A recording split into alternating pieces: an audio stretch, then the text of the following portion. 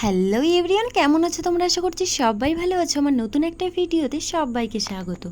সন্ধ্যা হলেই শুধু মনটা খাবো খাবো করে, তাই ভাবছি আজকে কি বানানো যায়। এমন সময় শাশুড়ি মা এসে বলছে আলু দিয়ে একটা কিছু বানিয়ে ফেল। আমাদের বাঙালিদের ঘরে কিছু থাকুক বা নাই থাকুক, আলুটা কিন্তু সবার ঘরে সবসময়ই থাকে।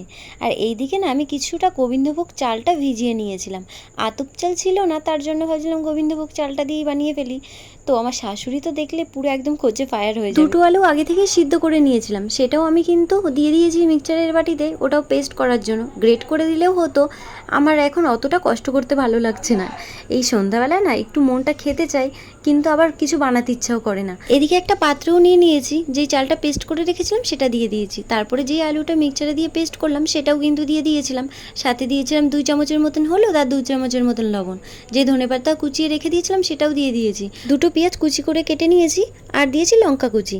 তারপরে না একটু ভালো করে মাখিয়ে নিতে হবে। আমার জানো তো একটু মাখাতে অসুবিধা হচ্ছিল, প্রথমে আমি চামচ দিয়ে ট্রাই করতে গেছিলাম, কিন্তু বাটিটা যেহেতু ছোট তার জন্য হচ্ছিল না। তারপরে কিছু বাধ্য হয়ে হাতটা লাগাতে হলো, কিন্তু হাত দিয়ে অনেক ভালোই হয়েছিল জানো তো। দেখো এদিকে তো একটা কড়াই প্রায় গরম করতে বসিয়ে দিয়েছি, আর তাতে দিয়েছি পরিমাণ মতন তেল। আমি না তেলটা একটু অল্পই দিয়েছিলাম প্রথমে, পরে আবার ভাবছি যদি লেগে যায়, তার জন্য আর একটু দিয়ে দিয়েছিলাম। দাঁড়াও একটুখানি দিয়ে দেখি তেলটা গরম হয়েছে কিনা।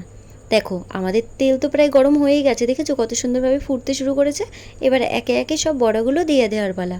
তো হাতটা ধুয়ে ভালো করে একটু তেল মাখিয়ে নিয়েছিলাম, যাতে বড়াটা না হাতে অনেকটা করে লেগে যায় আর ভালো করে একটা সেভ দিতে পারি। তো হচ্ছিল না জানো তো।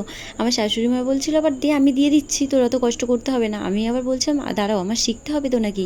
বলছে বাবারে বাবা, সংসারে করিস না একটা কাজ, আবার তোর নাকি আবার বড়া ভাজা শিখতে হবে। আমার না প্রথমে একটু ভয় লাগছিল যে খেতে কেমন হবে, কিন্তু বিশ্বাস করো তোমরা যদি এই রেসিপিটা ট্রাই না করো, তোমরা যে কি মিস করবে আর তোমাদের বলে আমি বোঝাতে পারবো না।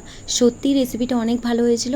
দেখো আমাদের তো বড়া ভাজা প্রায় হয়েই গেছে, এক এক করে না সব তুলে জানো তো। এখানে আমি যে কটা বড়া ভিজিয়ে নিয়েছি সেটা না নিয়ে আমি ঘরে চলে এসেছিলাম, আর একা একাই সব সাবার করে দিয়েছি।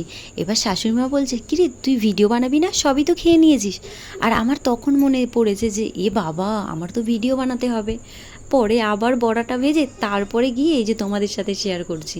দেখো দিয়ে দিলাম অল্প পরিমাণে সস, আর দিয়েছি পেঁয়াজ কুচি, গাজর কুচি, আর অল্প পরিমাণে শসা কুচি। তো আমার এই রেসিপিটা তোমাদের কাছে কেমন লেগেছে অবশ্যই কমেন্ট করে জানিও। আর কিন্তু তোমরাও একবার বাড়িতে ট্রাই করে দেখো, আশা করছি তোমাদের কাছে অবশ্যই ভালো লাগবে।